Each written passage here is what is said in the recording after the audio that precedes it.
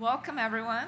Um, at this summit, you've heard a lot about longevity already and a lot about the people working on longevity.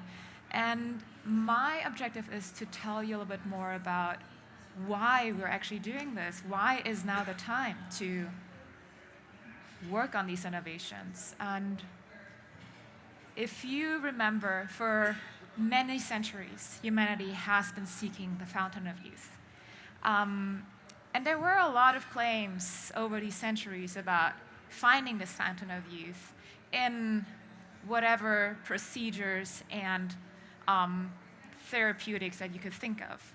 But now we're actually at the time where about 30 years ago, people started to really understand the genetics and the molecular drivers of aging and were able to effectively enhance health span or lifespan in a variety of organisms, starting with worms, yeast, but eventually mice, which is a mammal, which is not a human, but still close enough to believe that it might also translate to humans.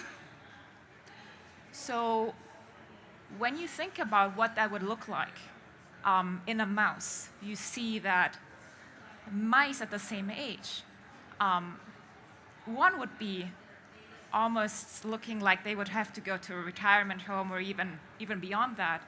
But the same age mouse, if it is treated with one of these novel treatments, looks completely useful and also has a much better function and activity.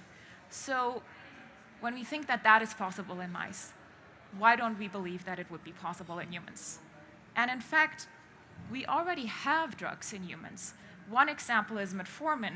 A lot of you may also have heard of other drugs that are available that have a lot of these beneficial effects. For instance, the Wegovys, Mounjaros, and Ozempics. And we know that these drugs have a benefit on people with diabetes, but they also have a benefit on people with obesity, cardiovascular disease, and cancer. And metformin is a drug that has already been used for several decades. We know it's very safe, and it has been shown to extend lifespan in mice by 7%, which is something. There is a clinical trial currently ongoing, or will be ongoing soon, hopefully, that is testing the benefits of metformin in humans, and testing whether it indeed can prevent diseases of aging. This trial is estimated to cost $75 million US dollars. The good thing about metformin is it's already been available for a long time, so that makes it fairly easy to test. The problem with drug development is that it's very complex, lengthy, and expensive. And you have a very high risk in developing these novel drugs. So if you are to develop a completely new drug, it will take more time, more funding, and there is a risk that it might not work. However, we know that there are other drugs that are already available beyond metformin that can enhance lifespan. So there is a really good start for us. One example that is much more potent is the drug Rapamycin. Rapamycin is a drug that's currently being used in humans that are very sick and are receiving organ transplants. However, in animals, we've seen that this drug extends lifespan up to 26%. The challenge is that in humans it has side effects, at least at the dose that has been used. So what we need to do is we need to optimize rapamycin to not have these side effects. And so the estimate for this development would probably be around tenfold of the other drug that's already been used. So say estimated 750 million. And that's just one example that seems to be very powerful. When you think about other drugs that have already been shown to extend lifespan in animals, in mice, robustly, you see a long list of drugs with significant lifespan benefit. And these are drugs that we already have at our disposal right now. And thinking about the lifespan extension that you can show with these drugs that are not even being developed for longevity. They're just there already. Thinking about the potential of drugs that are being specifically developed for longevity. People may have heard about senescent cells. If you remove them, you see a tremendous increase in lifespan in animals. Cell-based therapies really have high potential. And another topic that's very hot is epigenetic reprogramming.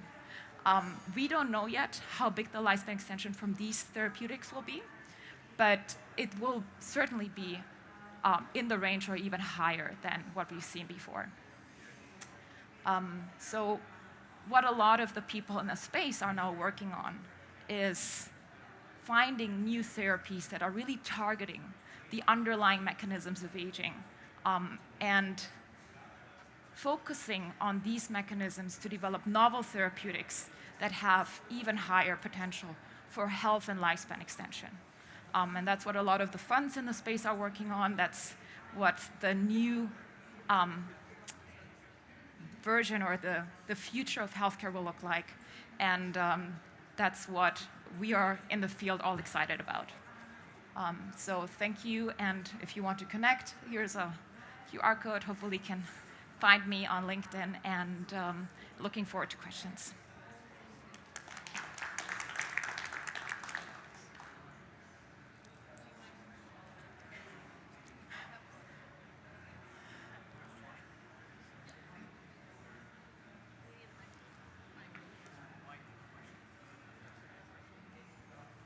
Thank you so much. Would you give some examples of the companies you invested in?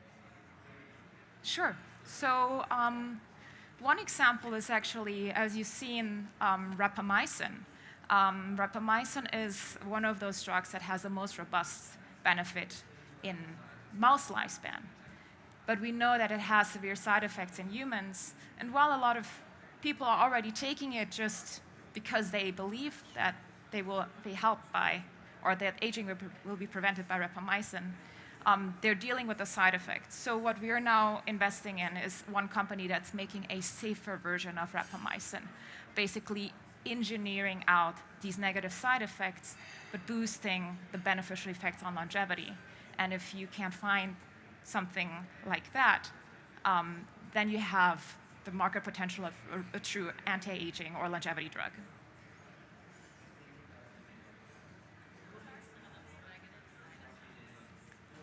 What is it? So the question is, what are those negative side effects of rapamycin? Right now, it's being used to suppress the immune system. So we don't know if you're giving it to a healthy person, what it would do to their immune system. Right now, it's being only used intermittently to prevent these effects. But even intermittently, people who are taking it, they get mouth sores after taking it. In some animal studies, you also show that the glucose metabolism is a little bit deregulated. So you don't want to have these negative side effects. And in order to do that, we have to out-engineer some of these signaling effects. How do you get funding when at this stage it's such kind of a double-edged sword? So the funding for this company is actually coming from biotech venture capital funds. So we raise funding from Sofinnova and Venbio in the Bay Area because they see the potential of the drug and they see the potential of having a safer version of it.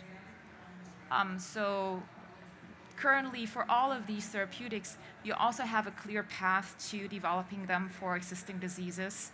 So there's a rare genetic disease that responds to rapamycin treatment, but the patients cannot take it for a longer period of time because they suffer from the side effects. So they need a safer version. And so the investors see that potential and invest in it for that reason, but they also see the upside that it will not only help these patients, it will actually help keep people healthier. Thanks, Alex.